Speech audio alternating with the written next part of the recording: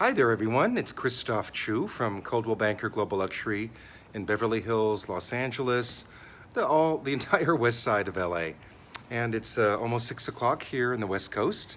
The sun is setting shortly, although it's summertime, so the sun won't set till about 8:30, almost 9 o'clock, which is kind of nice. So I thought I'd talk to you a little bit today about creating videos for properties and photography for properties.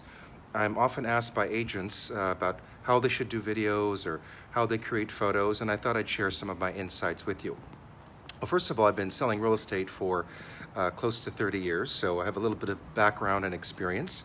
I was in the fashion industry, I was a model, I was a stylist.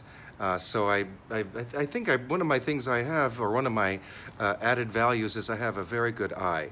A good eye for proportion, a good eye for design, a good eye for making things look the best that they can.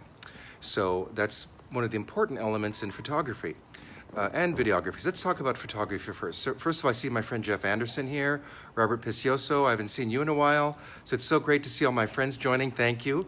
I appreciate the likes and hearts and all that. So with photography, first of all, some properties I've listed have taken 2 to even 3 days to shoot. Now, I'm talking about when you've got a 25, 30,000 square foot house, obviously it takes a long time to shoot it properly. And you do day shots and night shots. But also with photography, one of the things that I'm keenly aware of is before I book a photo shoot, I usually have a week to 10 days. And in most cases, I will have gone to the property on numerous occasions. So I look at very clearly, like this particular house, this is the Jane Wyman Ronald Reagan house that I listed that many of you have seen online. The facade is great to shoot in the front in the morning because you have the morning sun, and it's got to be, and depending on the time of year, the light is different. So I had to come test it out. 7:30 was too early. 11 o'clock was too late. So it was kind of that 9 to 10 a.m. window where the front facade really looked its best, meaning that kind of golden morning sunlight, that's when we shot the front. Now the back is obviously the opposite side of the house. The back is facing west. So we can't shoot the back in the morning. We have to shoot that in the afternoon. Now with photographers, they get paid by the shoot or by their time. So typically I have to have the photographer come and shoot the certain part of the house in the morning, another part in the afternoon, maybe have them come back in the evening, which is why I've been here now 3 times with the photographer, getting the right shots. And then also with shooting the interior rooms, that has to be done also at certain times. If you shoot it like right now, the Western rooms, if we shoot those rooms at this particular hour, it can be a bit challenging because you have the light streaming in through the windows, which overexposes it, then it's underexposed in other areas, so it's difficult. The other day we had one of those cloudy, hazy days, which was the perfect day to do the interior shoot. So just kind of important that really when you have a listing, for those of you that are agents, always make sure to really pay attention to the lighting so you can get the proper lighting. Now, I maybe don't go to this much extent on every property. If I have a little 1,500 square foot condo in a building, it's much simpler. You just have, one side the windows face, and that's about it. So, but it's really important to plan the timing of that. I know many brokers don't. They just book a shoot, or usually what happens, the assistants book the shoot. I don't do that, although I like to have my team do things for me. I do pick the time. I always pick the photographer, and I hate to say it, it's not the best and highest use of my time, but then again, maybe it is. I like to go to the photo shoots. A couple of times I've had someone from my team go to the photo shoot for me, as I was booked, and I actually even took photos of the rooms from my phone to show them the exact angles I wanted, because every room, there's a particular angle I want. For example, the living room here, there was 1, 2, 3, 4, 5 different shots I wanted in that particular living room. In the entryway, we did 6 to 7 different shots. So I'm very clear from a photographic perspective the shots that I want, and more photos are better. The average consumer says they want to see at least 35 photos online of a listing, and most people don't have 35 photos online, but I think Zillow and Trulia all say the same thing.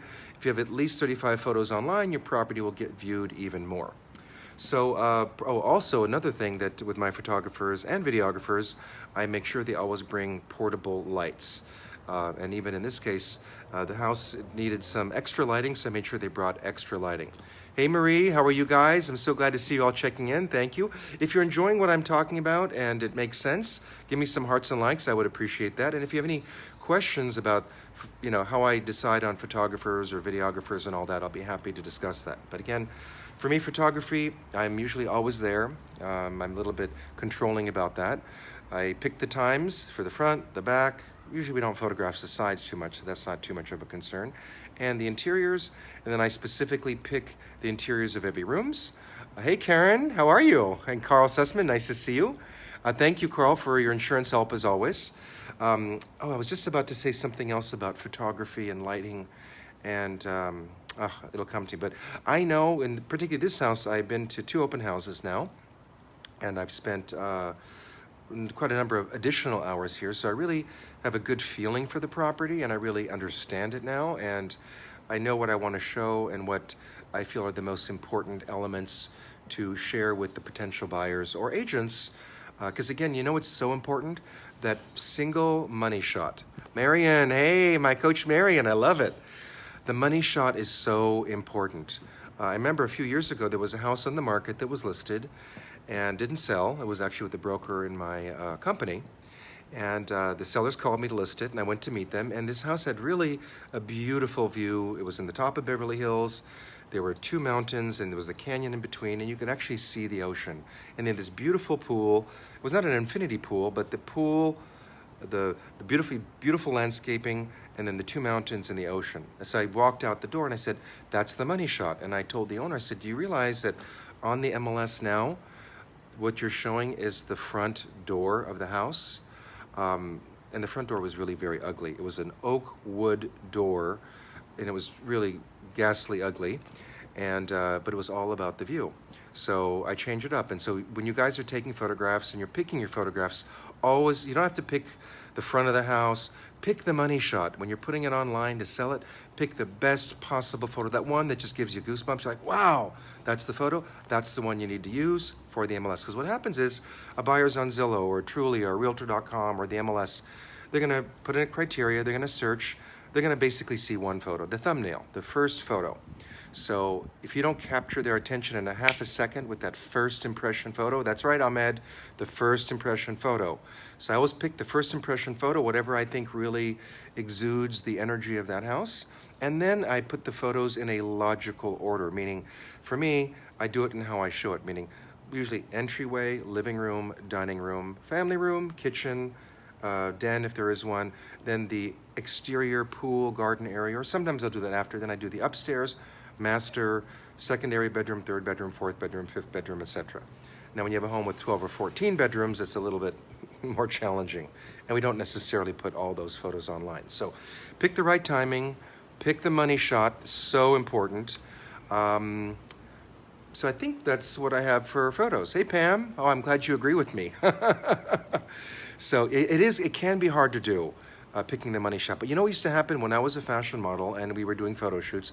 This is back in the days of film. I'm talking about 30 some years ago, where we had rolls of film, and typically for one shot, the photographer would do 3 to 4 rolls, 36 exposures. The photos would come out, they'd do contact sheets with those little 8.5 by 11. Have you ever seen a photo contact sheet? We'd have a photo contact sheet, and back in those days, now everything's electronic and digital now, but they'd do the photo sheet, and we'd look with a little loop, like a little loop with a little magnifying on it, and we'd put it down on the table and go up and down, up and down, up and down to pick the photo. So that's how I learned, and the photos were like this big. And you had to use a magnifying glass to figure out which was the right one. So pick the right money shot. Today it's easy. I look at them on my computer, I look at them full screen, and I look through the whole segment. I mark the ones I like, and then I'll go through it very quickly, secondarily, to pick the right shot. So I think that's what I wanted to share about photography. Now, videography is a much more intensive process. We recently did a video shoot for, and first of all, let me give you some background. Luckily, I've been on many television shows. I was a cast member of Selling LA, and I've done, gosh, probably 40, 45 different television segments related to real estate, the lifestyle of Beverly Hills for different TV shows in Europe, the United States, etc. So I've had a lot of experience doing that, a certain amount of experience doing that. And I sit, watch, and listen. Whenever I'm with a producer, where the crew comes, the producer, the videographer, the cinematographer, I really pay attention and I watch and I ask lots of questions, not to be obtrusive, but I like to know, how they do things. And I learn a lot at these shoots. And I'll just, instead of fiddling around on my on my phone, I will literally spend time watching everything they do, even if they're shooting a different segment that I'm not in. I watch how the actor or the host goes through their lines. I'll look at how they practice before they speak. So that's one element of what I do. But with videotaping a house, again, I really have to understand the house. And it may take me 4, 5, 6 days to kind of come up with an initial conceptual concept of the kind of video that I want to do. In terms of an overall concept, the feeling I want to show in the video, how I want it to flow. The music is critically important in a video. The house we just did, or one we did a few months back, incredible house called Maison 808. It's definitely a fantasy land for billionaires' fantasy land or multi-hundred millionaires' fantasy land. And I always thought, gosh, when you wish upon a star, dreams come true, because it's really one of those kind of properties. It's like living in a dream. The size of it, the amenities, the trains, just the beauty of it, just everything is so special. So it hit me, when you wish upon a star, that theme song from Disneyland, right? There's not a person in the world that doesn't know the song "When You Wish Upon a Star," right? And I remember in the original movie, I forget, that little worm character is the one I think who sang that. So anyways, I didn't want the Disney happy version, so I found an old version, probably from the 1930s, maybe 1940s, and I went through maybe 12, 13 different tracks of that particular song, and when I found the right one, I knew it right away. I'm like, that's the one. I called up my videographer. I said, Peter, this is the song. And then I had to choose 2 other songs in the end because it was a 4.5 minute video, and that was only like 2 minutes long. So music is critically important. Help me with voiceover. Thanks, Mark. I appreciate the help. I don't know what you quite mean, but let's talk about that later. In terms of coming up with the concepts start spinning in my mind over time once I list a property till 10, 14 days down the road till we start shooting. But what happens is when I'm doing a meditation or I'm getting a massage, when my mind is quiet and I'm not really in the business during the day working on things, that's when I get my inspirations and ideas and thoughts and kind of visual scenes come to mind. And then I kind of write them. I don't really storyboard them. I do sometimes put an outline together just so that when we go with the crew, they kind of know how we're going to do it and what we're going to do. And but I'm very clear on how I do that. Now maybe I'm a little bit obsessive about that, but I do like to create really great videos.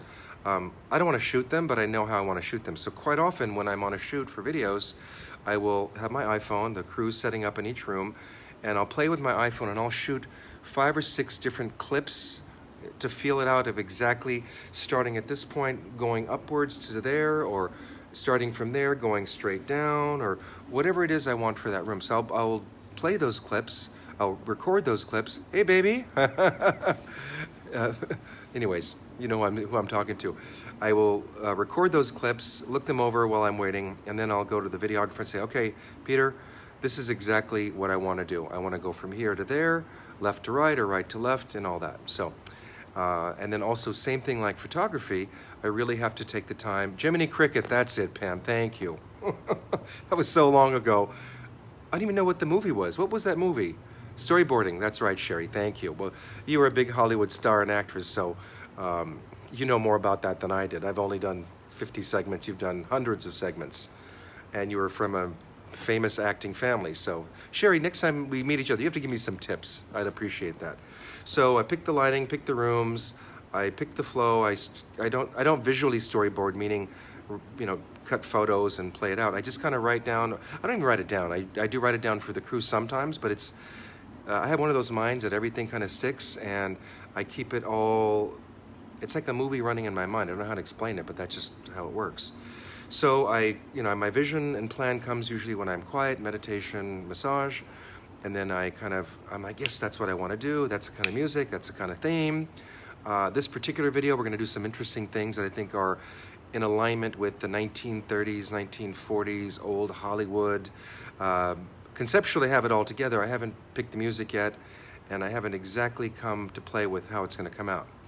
Now, once we've shot all the scenes, and I do my speaking parts, and I kind of do my videos kind of like the TV shows I've been on, where, you know, there's kind of, every show has a different format. In most cases, I do a TV segment for Open House or Mansions and Millionaires or Extra or whatever the show is.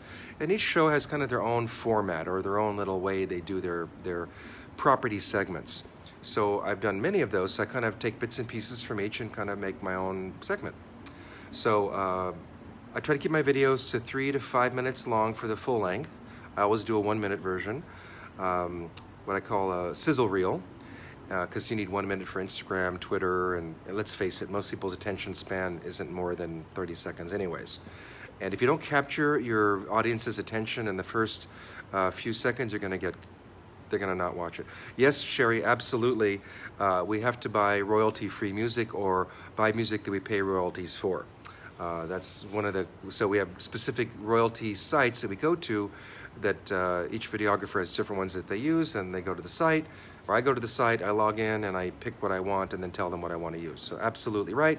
Make sure to use royalty-free music or pay for the royalties to use that music. So, once it's shot, this is really probably in one way the most tedious part. I mean, shooting a video is very tedious as well. When we did the Maison 808 video, we shot over 3 days, basically 9 to 4, 9 to 5. And then we did some evening shots to get those night kind of sunset scenes. So now, of course, that's 1.68 acres, has a lot of amenities, 26,000 square feet. So even though we didn't shoot the whole house, it took 3 days to shoot. This house, we shot over 2 days, but we may have to shoot 1 more day, because here's what's happening. Editing, yes, exactly. I am not an editor. I don't even want to try. It's very complicated. It's very difficult. I mean, editing a video is probably one of the most, you have to have great property, you have to have great content, great story to talk about, but editing, forget it. Well, I shouldn't say I don't want to edit.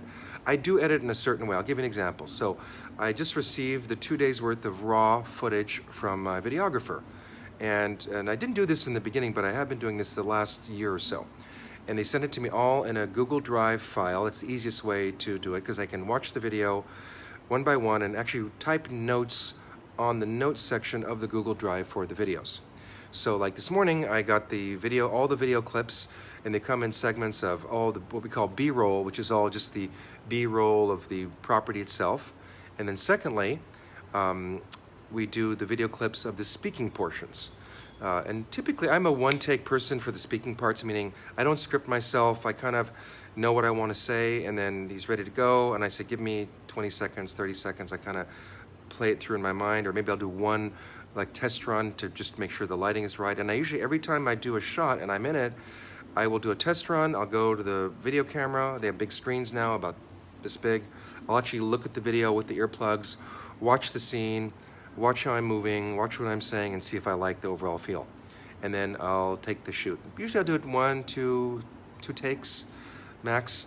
Every once in a while, when it's like 6 o'clock, 7 o'clock, and I've been shooting all day long, I get a little bit tired and I might have to do 5 or 10 takes. But anyways, so I watch every bit of the video clips, and like today, I'll watch all the B-roll, room by room, segment by segment, and as I'm watching, I'll stop and repeat, stop and replay, stop and go. And I'll go, okay, the breakfast room, I want from 13 seconds to 0.17 seconds.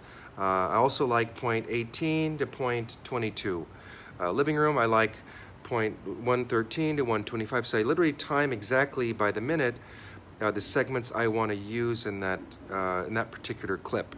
On the B-roll clips, as well as the actual audio video clips where I'm in it speaking, doing an intro. There's usually an intro, a closing, and then the central portion, which is where I may be talking in a couple of rooms about some specific elements.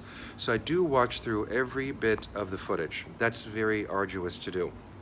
So Sherry, I don't then edit it, but like Maison 808, that was really a fun, I really enjoyed doing that video project, because that was, we had probably an hour plus of raw footage. And it took me, I think, 3 hours to go through all that footage and time everything I want. And then I did it again a second time. And I do this like late at night, like 11 o'clock to 1 o'clock in the morning. I'm on my bed on my laptop looking at footage. Maybe I'll watch certain ones again the next morning to get a fresh perspective. And then once I've seen all the footage, twice usually, I've seen all the B-roll, I've seen all of the speaking parts, then I kind of, the dream was there, the vision was there, I've got the footage, now how do we put it all together?